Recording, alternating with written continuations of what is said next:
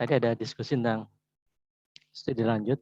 Kebetulan karena saya alumni Jepang, ini ada kesempatan beasiswa sampai tanggal 17, Mei ini ya. Lumayan deh. Ini stipendnya mungkin setara dengan Honda Beat ya.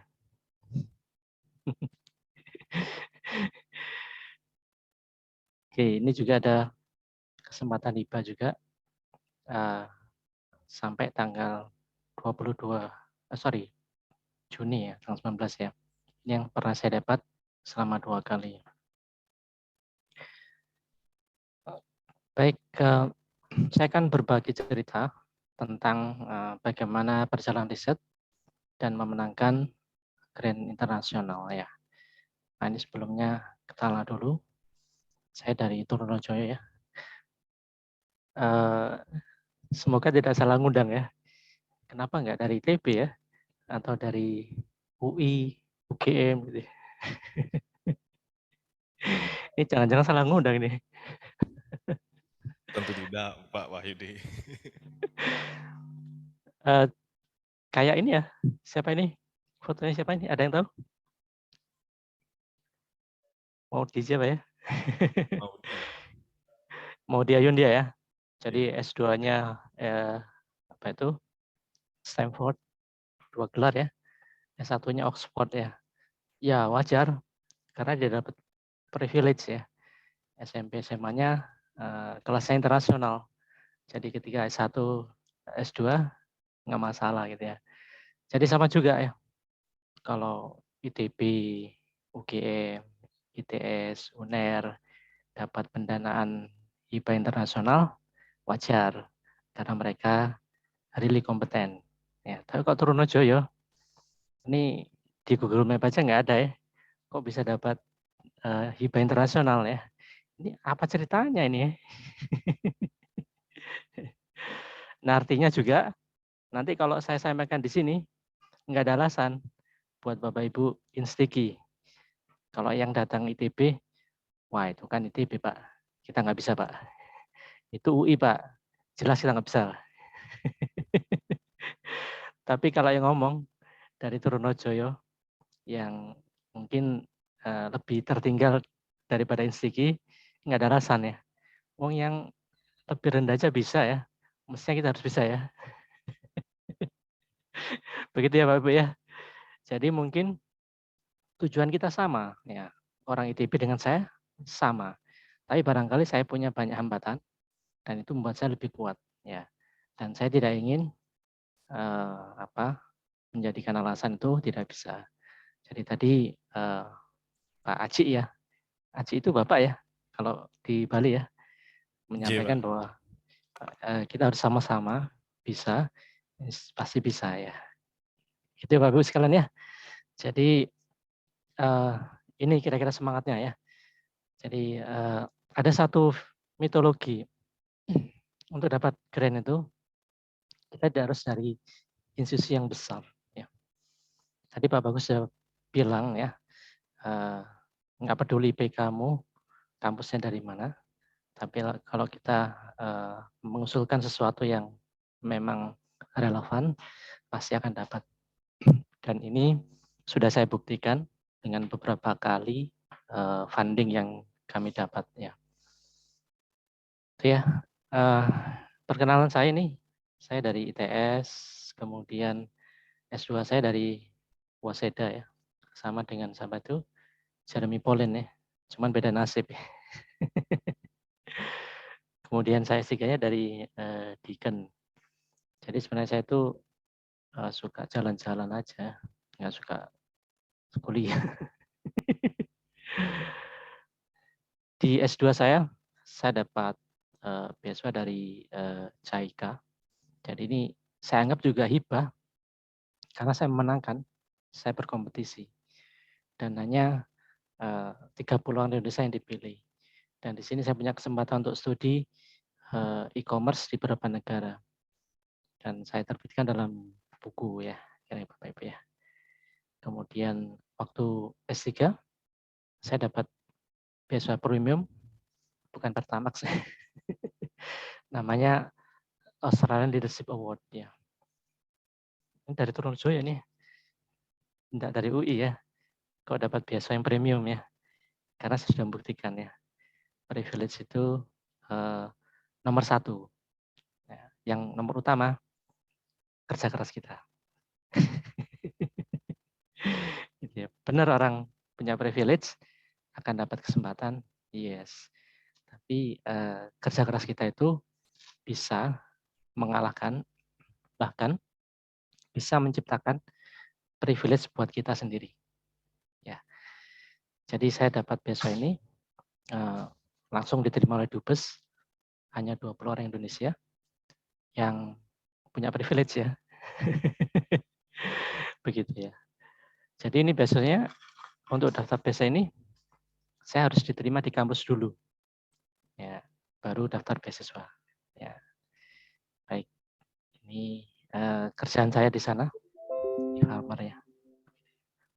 Dapat jurnal juga ya. Begitu kira-kira. Saya juga sebagai panel review short term Australia Awards ya. Jadi short course ya. Nah, kebetulan ada short course nih buat Bapak Ibu dosen. Saya lihat ada jurusan pariwisata ya. Nah, ini ada short course yang lagi relevan yaitu tentang sustainable tourism. Silakan mendaftar Bapak Ibu di sini. Nanti ini ada waktu kuliah kalau nggak salah 4 minggu di Australia ya. Lumayan ya. Gini bisa virtual nanti ya. Ini ada information session-nya ya. Jadi information session-nya tanggal 25 Mei. Ya, ini virtual. Nanti Bapak Ibu bisa mendengarkan apa saja syaratnya ya. Baik, saya juga sebagai Ketua International Collaboration ya. Nggak tahu kenapa dipilih, atau katanya bahasa Inggrisnya medok. Tugasnya staycation sih. Saya pernah dikasih budget ya sama Pak Dekan. Pak Yudi, ini ada dana 40 juta untuk perjalanan ke Belanda dengan 2 orang ya. Nah, yang penting dengan dana ini Pak Yudi bisa berangkat dan bisa kembali. Enggak lucu, bisa berangkat nggak bisa kembali. Nah, akhirnya kita backpacker ya. Dan kita manfaatkan jaringan. Dan kebetulan saya sudah punya privilege ya, yang sudah saya ciptakan. Dengan dana 40 itu, saya bisa jalan-jalan ke Turki juga ya. Jadi kita dapat stay di Turki juga ya. Ya, kira-kira begitu ya. Nanti mungkin kalau butuh tips untuk dana mepet ke luar negeri, bisa kita diskusi. Baik, saya juga anggota Australian Industry Center, yang tadi sudah disebutkan ya. Saya juga sebagai dosen praktisi, sebagai Customer Success Manager di savima.com, salah satu perusahaan edutech ya. Produknya ada Siakat ya.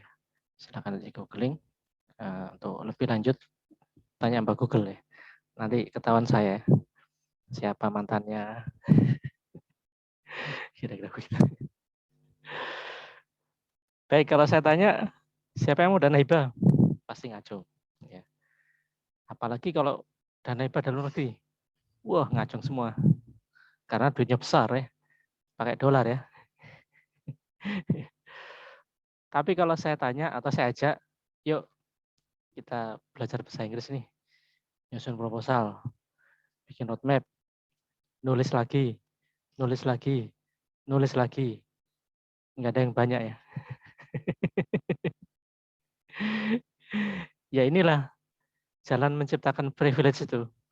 Nggak gampang ya. Ya, tapi kita bisa Bapak Ibu ya. Karena pada intinya grant writing itu adalah proses yang rekursif. Ya. Oke. Ini saya mau cerita 3 hal aja. Jadi kenapa international grant? Bagaimana cara memenangkan dan pelajaran yang dari pengalaman pribadi saya. Jadi kenapa sih saya pribadi memotivasi harus international grant? Yang pertama karena pengen jadi profesor. Jadi dari poin menjadi koin kan itu ya. Kan tunjangannya lumayan. Ya.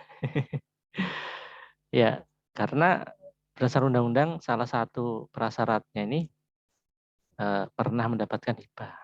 Nah, kalau bisa hibahnya yang internasional. Ya, begitu Bapak Ibu ya. Simpel aja alasannya ya. Dan yang kedua, input, contribution, support yang lebih baik dalam tanda petik ya. Ini saya belum pernah dapat hibah dikti sebagai bonus pertama ya. Selalu gagal ya. Karena saya juga berpikir heran ya. Sama dengan Pak Bagus ya. Penelitian belum selesai, udah ditanya laporan ya. Bonnya sudah suruh ngirimkan ya. Aduh, ini gimana ya? Bapak Ibu mengalami ya? Iyalah, kan kita sama-sama dosen. Nah, itu yang membuat saya frustasi ya. Aduh, gimana ya? Ya begitulah. Tapi akhirnya proposal saya ditolak di Simliptapmas. Saya makeover, saya buat untuk proposal internasional dan diterima. Dan supportnya bagus sekali. Ketika saya tidak tahu tentang satu hal, mereka memberikan support. Apa yang dibutuhkan? Apakah kamu butuh ahli, butuh alat, butuh software, butuh pendampingan. Nah, kalau misalnya dunia lebih gimana? Silakan dipakai asal ada laporannya. Gitu, enak sekali ya. Kenapa kita harus international funding ya? Kita semakin hari semakin dihadapkan untuk standar internasional, akreditasi dan lain-lain Bapak Ibu ya. Kemudian memang saat ini tolak ukur kualitas masih internasional ya. Nah juga ini berpikiran buat saya, kenapa internasional? Karena ini adalah kesempatan buat saya untuk mendapatkan yang terbaik ya, dari networking, alat, funding, support dan seterusnya. Yang itu akhirnya menciptakan privilege saya sendiri. Ya. Salah satunya kenapa saya berbicara di sini, karena privilege itu, kalau saya tidak bisa menciptakan privilege itu, mungkin bukan saya yang berbicara di sini. Dan ini satu kehormatan untuk berbagi dengan Bapak Ibu sekalian. Ya, sampai dimention oleh Dubes itu apa itu sesuatu ya, something ya, sampai di ghosting ya sama Dubes ya.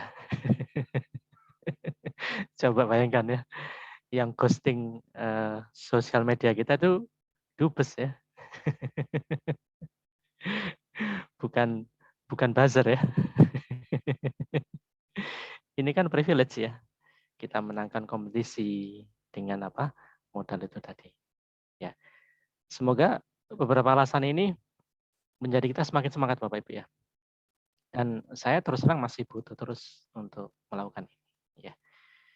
Baik, yang kedua, bagaimana kita bisa memenangkan international grant ya. Ada banyak sekali nih. Ini sedang buka nih dari Singapura. Kalau Bapak Ibu di Instiki punya perusahaan trainer yang berbasis non profit, bisa daftar nih. Beberapa startup Indonesia sudah menang nih ya.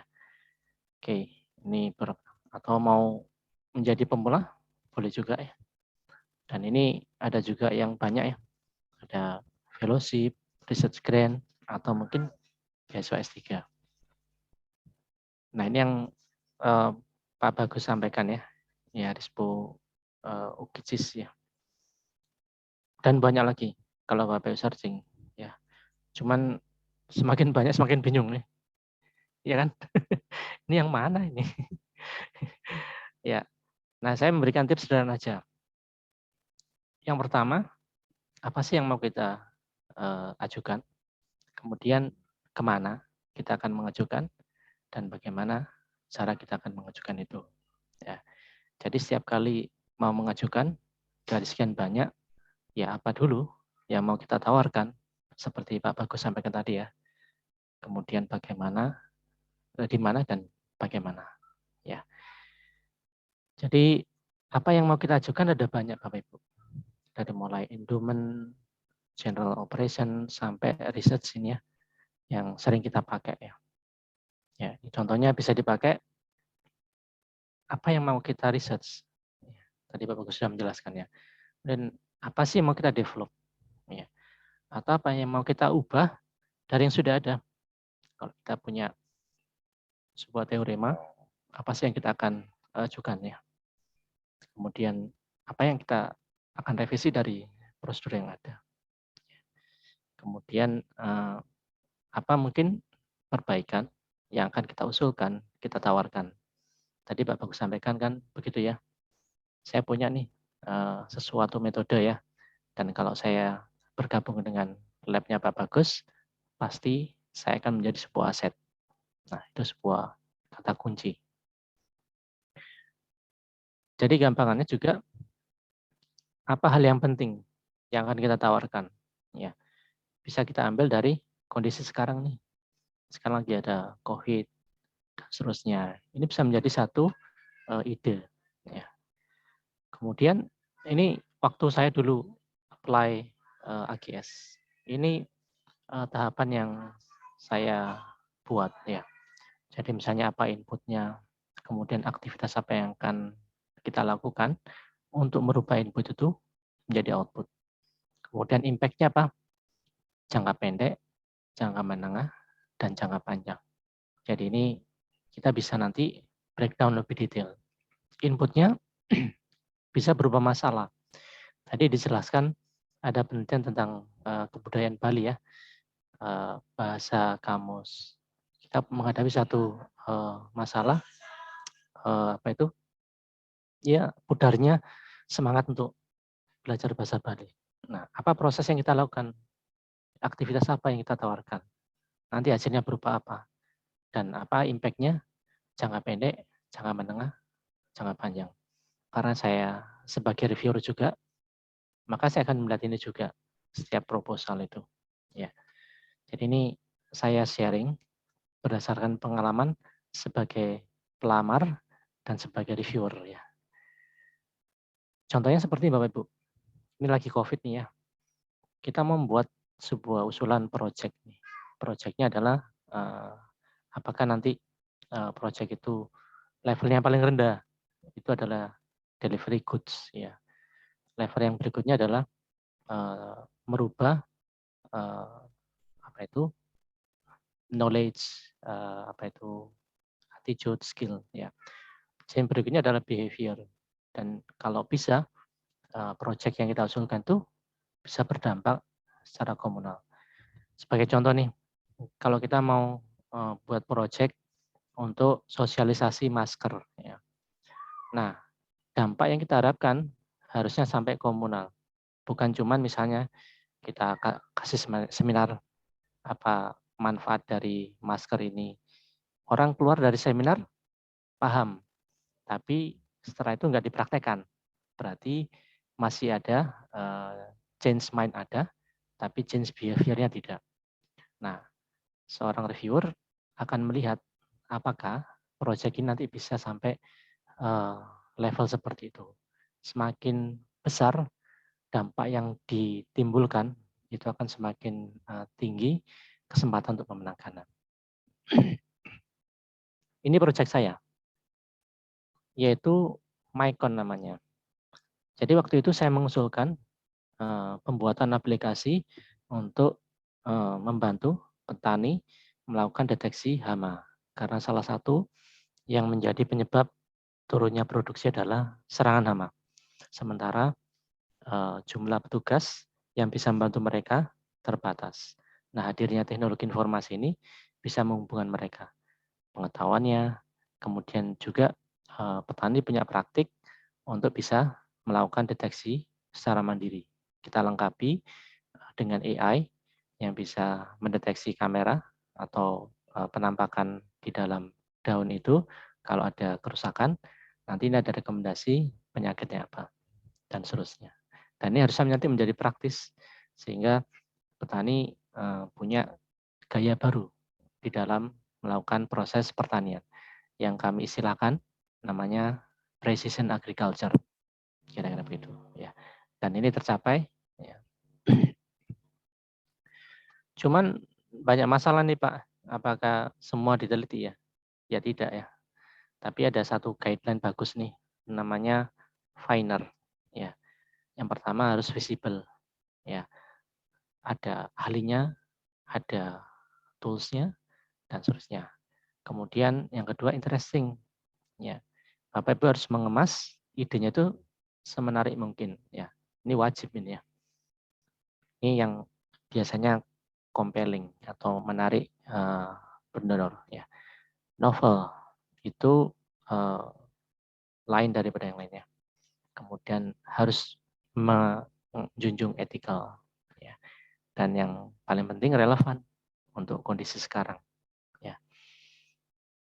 Oke, ini beberapa nanti bisa dibaca ya. Nah, ada tips nih dari saya ya.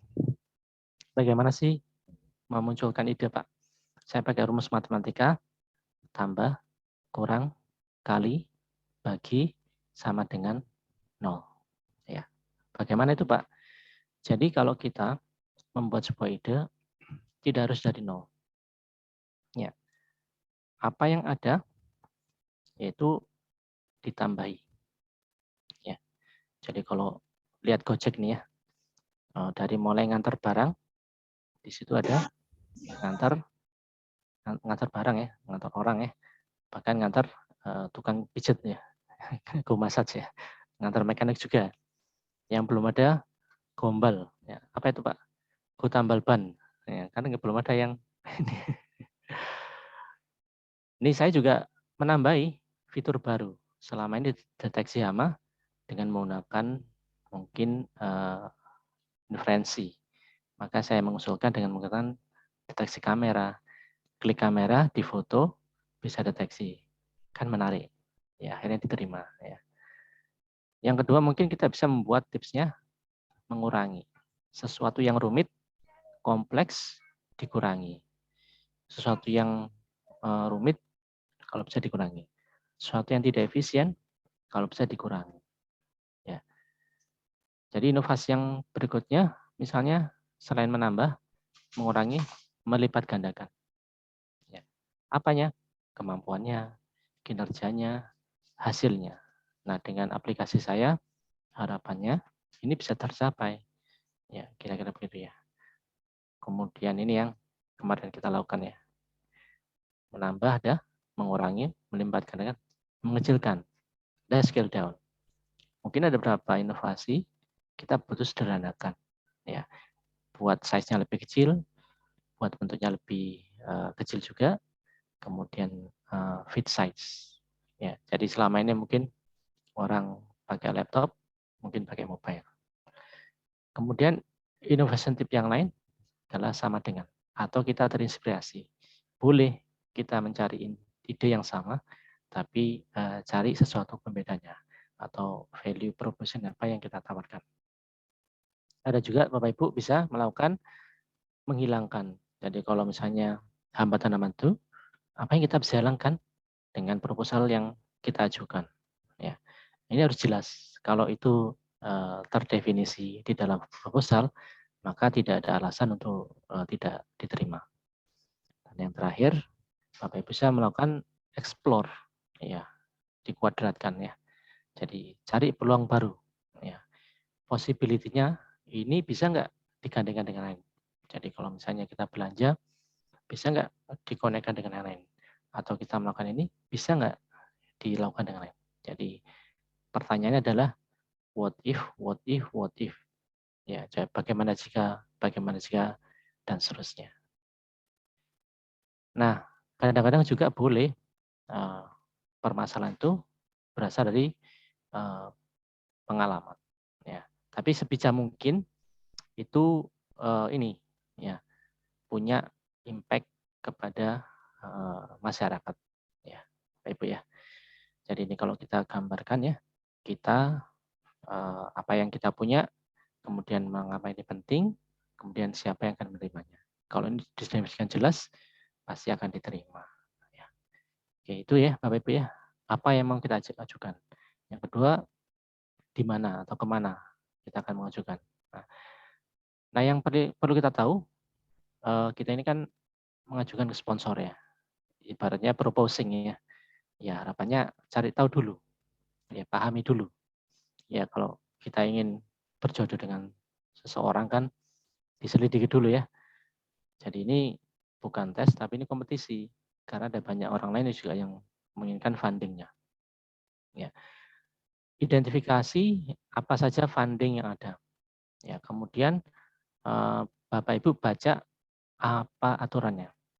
Ya, kalau kita lihat misalnya bagaimana cara daftarnya, kemudian apa yang di cover, apa yang tidak, kemudian ada juga di sini misalnya nih fokusnya di mana yang pernah kita apply.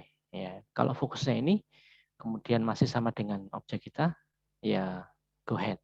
Tapi kalau tidak sama, jangan. Ya, pasti akan tidak diterima. Ya, jadi apa yang diinginkan oleh sponsor itu coba di matchkan dengan apa yang kita punya, dengan rasionalisasi yang sudah saya sampaikan tadi. Oke, ini tambahan aja ya. Nah, yang berikutnya adalah bagaimana kita melakukan pendaftaran ya, yang tentunya menulis. Nggak ada kerja lain ya, harus menulis ya. Nanti ada berbagai macam model proposalnya, silakan dibaca. Nah, ini proses untuk menulis yang paling efektif ya, funneling ya, dari yang umum sampai spesifik. Ya, ini logika orang barat biasanya begitu ya. Ini juga clarity, tadi saya sudah sampaikan ya, apa yang kita akan tawarkan, ya, writing tipsnya nanti bisa dibaca ya. Saya kira Bapak Ibu sudah sangat aware ya. Nah, yang penting juga supporting material ya. Mohon izin Pak Pudu, Pak Yudi, saya ngambil gambarnya ya. Penting ini supporting material, kajian sebelumnya, apa yang sudah kita punya, kita ajukan, kita sampaikan itu penting. Ya. Jadi ketika saya mengajukan, saya sudah melakukan 1, 2, 3 ini. Itu penting. Ya. Untuk memastikan bahwa kita ini punya kedewasaan, kalau bahasanya Pak Bagus tadi. Ya. Dan itu maturity itu penting. Ya. Itu akan menjadi poin yang lebih baik ya. Oke. Nah ini apa yang dicari reviewer ini pentingnya. Tadi saya sampaikan ya. Bagaimana apa yang kita usulkan itu bisa menyelesaikan. Oke, nanti bisa dibaca ini. Atau seperti ini, konsepnya kita akan menghubungkan, ya, connecting the dots ya. Bagaimana sih kita menformulasikan pekerjaan kita ya. Jadi memang memenangkan di situ ya kayak melamar ya, meyakinkan ya. Dan susahnya meyakinkannya itu pakai tulisan. Ya gitu ya. Oke, mungkin nanti kalau sudah terima. Nah, saya akan fokus ke bagian terakhir ya, yaitu apa yang saya pelajari selama ini dari kesuksesan dan kegagalan. Ya, saya ingin sharing pengalaman saya. Jadi ini saya kembali lagi ke Indonesia itu 2016 setelah lebih dari ya 12 tahun lah di luar negeri ya. Ini adalah personal view, tidak ada hubungannya dengan orang lain. Kalau ada nama kejadian yang sama mungkin koinsiden ya. Nah, saya juga tidak akan membandingkan dengan orang lain. Tidak akan bandingkan dengan Bapak Ibu atau Pak Bagus kalau ya. Tapi saya ingin membandingkan dengan progres saya ketika saya datang dan sekarang. Itu ya. Jadi lebih fair ya. Baik, saya mulai datang kembali ke Indonesia 2016. Jadi ini perjalanan saya mulai kembali. Waktu itu tantangannya barangkali sama dengan teman-teman Instiki. Belum ada research group. Kolaborasi juga masih minim. Belum ada mahasiswa yang khusus research ya. S2 nggak ada, hanya S1. Ya. Dan itu pun yang fokus untuk meneliti anak-anak final year. Ya. Dan yang paling challenging, belum familiar dengan publikasi. Ya, Pak Bagus saya sampaikan ya. Yang ada pada diri saya adalah passion. Seperti tadi Pak Rektor, kemudian kepala apa itu inkubasi dan seterusnya ya, punya passion ya. Sama, saya memiliki passion ya. Kemudian akhirnya saya 2017 membentuk research group yang namanya Information System Research Group. Level kampus, level prodi ya. Ya, saya cuman mencoba men-challenge diri saya atau bahasa lain menciptakan privilege saya ya gitu ya. Akhirnya kita kumpul hanya 6 orang ya yang gabung. Cuma 6 orang. Duh. Sini yang hadir 42 ya, ditambah yang luring hampir 60 ya. Ini 6 orang coba ya. Betapa apa itu sakitnya diri saya. Udah nggak apa-apa, kita jalan aja. Ya. Kita bikin proposal, kita nulis dan seterusnya, kita apply ya.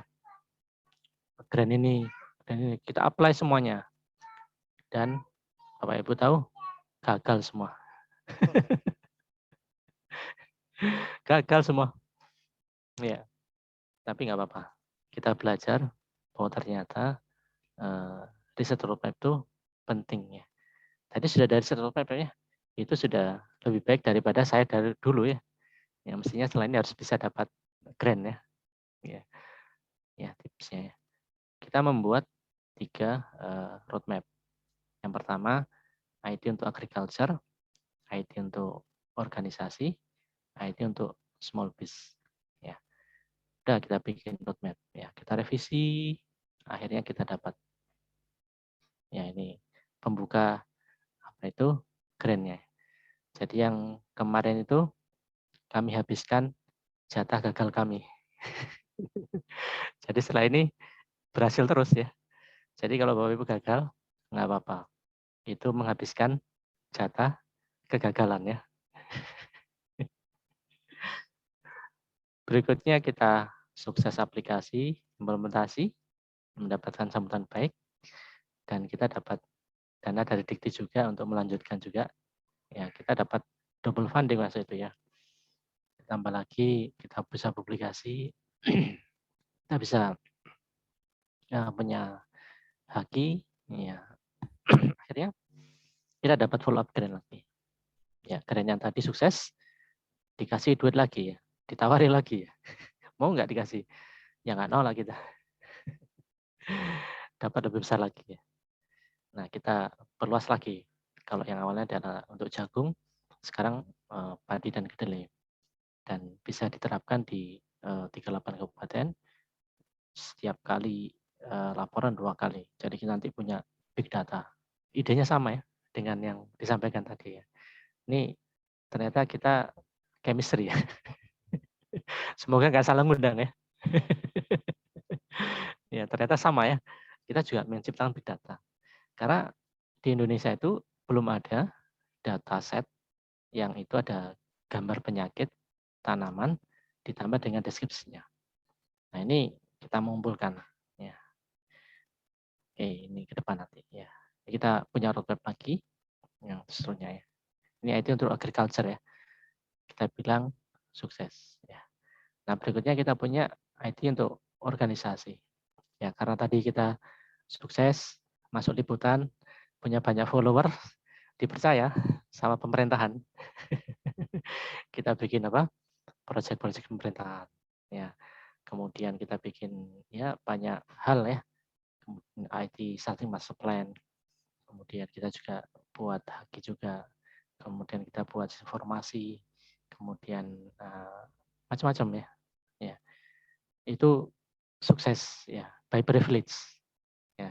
Jadi kita ada melakukan banyak effort, tapi karena kita sudah punya privilege, kita dipercaya.